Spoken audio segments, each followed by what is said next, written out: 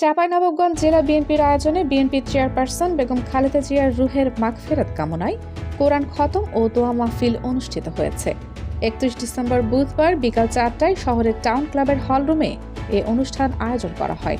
উক্ত অনুষ্ঠানে উপস্থিত ছিলেন চাঁপাইনবাবগঞ্জ জেলা বিএনপির আহ্বায়ক গোলাম জাকারিয়া, সিনিয়র যুগ্ম আহ্বায়ক অ্যাডভোকেট রফিকুল ইসলাম টিপু, পৌর বিএনপির সাধারণ সম্পাদক AHMM জামাল বাচ্চু, সদর থানা বিএনপির আহ্বায়ক মোহাম্মদ আমিনুল ইসলাম সহ জেলা বিএনপির সর্বস্তরের নেতাকর্মী উপস্থিত ছিলেন।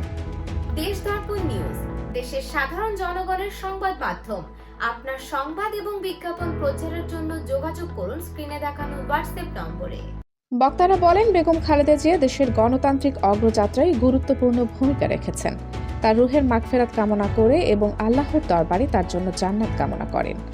দলমত নির্বিশেষে সবাইকে ঐক্যবদ্ধ হয়ে দলকে সংগঠিত ও শক্তিশালী করার আহ্বান জানানো হয়েছে। ব্যক্তিগত মতভেদ ভুলে সবাই এক হয়ে কাজ করলে চাঁপাইনবাবগঞ্জের 3টি আসনেই আসন্ন জাতীয় নির্বাচনে বিজয় নিশ্চিত করা সম্ভব হবে। জেলা বিএনপির আহ্বায়ক গোলাম জাকারিয়া বলেন, আমাদেরকে ভেদাভেদ ভুলে গিয়ে আগামী নির্বাচনে বিএনপির বিজয় নিশ্চিত করতে হবে।